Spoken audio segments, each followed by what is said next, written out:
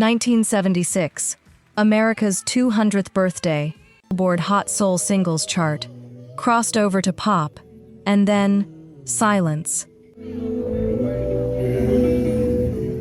The Blackbyrds never climbed that high again on the pop side. Happy music sounds like it should be on every morning commute playlist ever assembled. The fact that it isn't tells you everything about how randomly music history decides what lives and what fades. Number 9 is where the stakes get serious. Because number 9 didn't just produce a hit, it accidentally changed the entire format of how music is sold. Number 9. Double Exposure, 10%. Every remixed song you have ever heard, every extended club version, every DJ mix where a track runs for 10 minutes and the bass keeps building, every single one of those experiences traces its lineage back to one record, released by a Philadelphia soul group in May of 1976. 10% was the first commercially available 12-inch single in American history. Before this, the 12-inch format existed only as a promotional tool for DJs. Record companies did not believe the public would pay for a larger single just to get more music. They were wrong. DJ and remixer Walter Gibbons took a 4-minute disco soul track and stretched it into a 9-minute 45-second journey, looping drums forward and backward until the dance floor at his club literally exploded. Billboard magazine ran a front-page story on the release. Double Exposure never matched it commercially, but 10% became larger than the band. It became the foundation stone of an entirely new musical format. Every 12-inch single manufactured since 1976 exists because Double Exposure made a 4-minute song in Philadelphia, and someone decided the world needed more of it. That is a legacy most artists who spent entire careers at the top of the charts never came close to building. Before we continue, most people watching R&B Rhythm right now aren't subscribed. And if you love these stories, the real history behind the music, this channel only works if people like you support it. So take 2 seconds. Hit subscribe if R&B history means something to you. Because every episode takes hours of research, archive digging, and fact-checking. And this music deserves to have its story told right. All right, back to the countdown. Number 8, Brass Construction, Movin. There are funk records, and then there are funk records that sound like they were engineered specifically to produce human momentum. Brass Construction were a 9-piece Brooklyn ensemble led by Randy Muller. Their debut single hit the R&B charts in March 1976 and crossed over to number 14 on the Billboard Hot 100. But what separated Movin from other funk of that era was the architecture. The horn arrangements were load-bearing, doing structural work inside the groove, building tension and release cycles that made stillness feel genuinely impossible. The album version runs 6 minutes and 37 seconds. Radio got a trimmed version. DJs wanted the full thing. Brass Construction had other charting singles. But Movin' is the one that still appears on funk compilations nearly 50 years later, still sounding fresher than records made last Tuesday.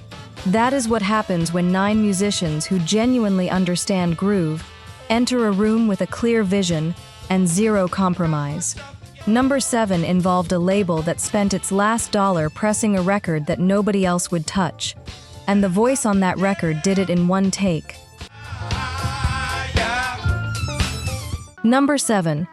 Dorothy Moore, Misty Blue. Off of my mind. Tommy Couch, the founder of Malico Records in Jackson, Mississippi, called Dorothy Moore at home one morning. Come to the studio. He had a song. She took the bus. She listened.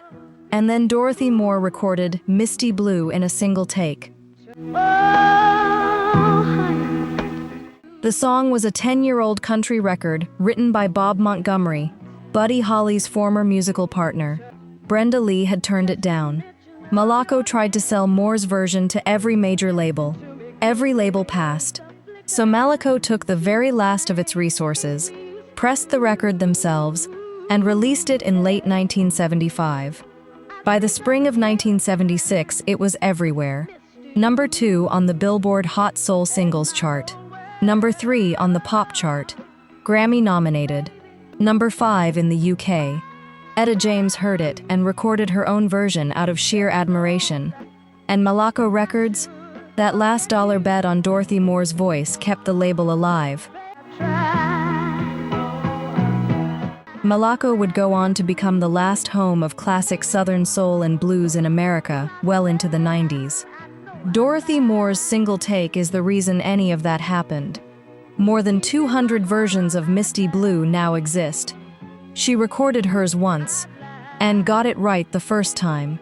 Number 6 began at the most dangerous moment of one woman's life, and somehow became a summer anthem.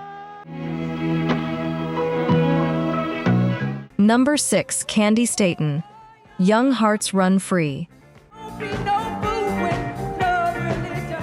In a 2024 PBS documentary on the history of disco, Candi Staton finally told the full story.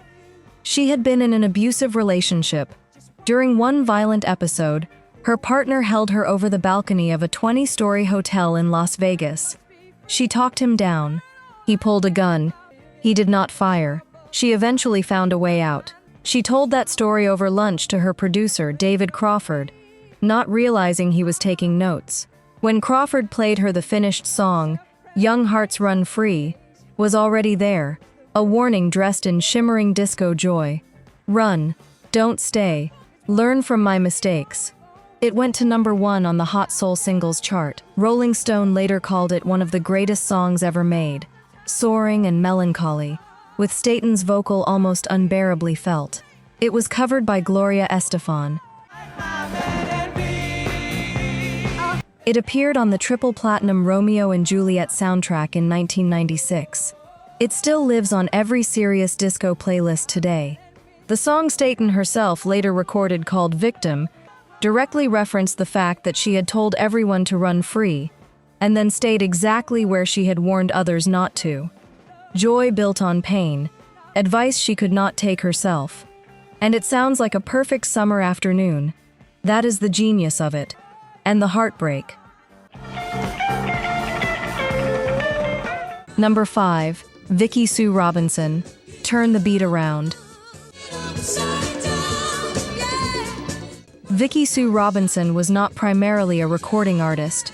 She was a Broadway-trained theater performer whose stage experience gave her vocal control that most pop singers do not possess. Her 1976 debut single was not supposed to be a revolution. It became one anyway. Turn the Beat Around is built around a lyrical argument that percussion is the foundation of everything, and then the song proves it.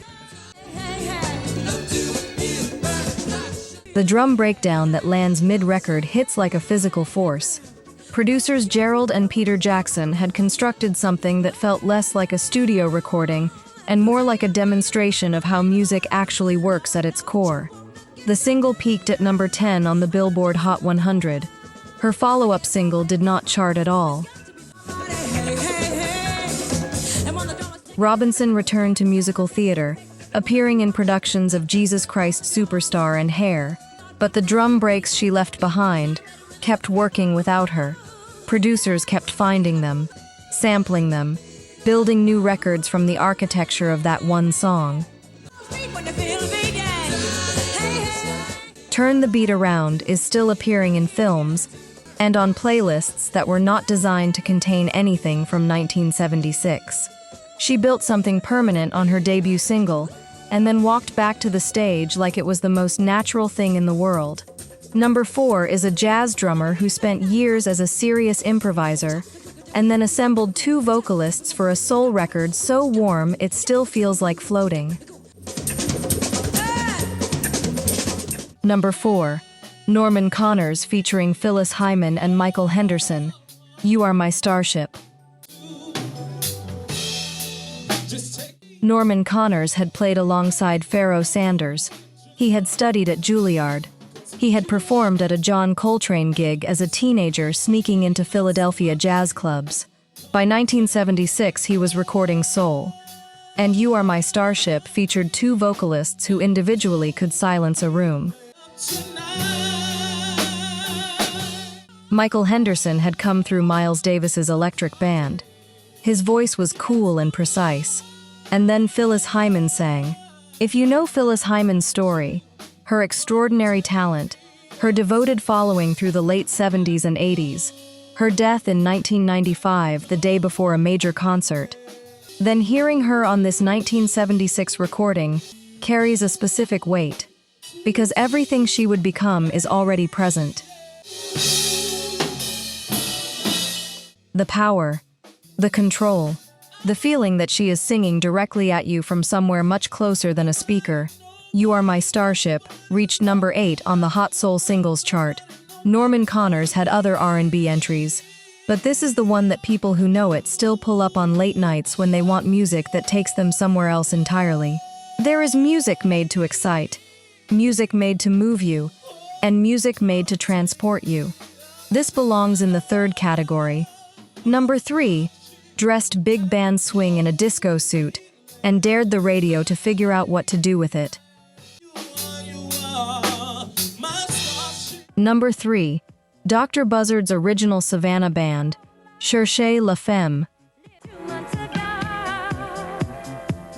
In late 1976, something genuinely strange appeared on the R&B chart. A record that sounded like 1930s swing orchestration had crashed into a disco floor, and neither had survived intact. The rhythms were modern. The horns were pre-war. The vocals were theatrical, in a way that owed more to Cab Calloway than to anything currently on the radio. Dr. Buzzard's original Savannah band, assembled by multi-instrumentalist Stoney Browder Jr. and fronted by vocalist Corey Day, called their approach Savannah Sound. It was a deliberate collision of eras, executed with wit and musical intelligence that most dance records of the period deliberately avoided. Cherchez la Femme became an R&B and dance chart hit.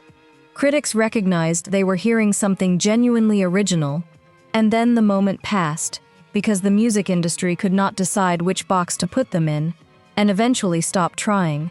But producers and DJs never stopped returning to it, because there is nothing else that sounds quite like it, then or now.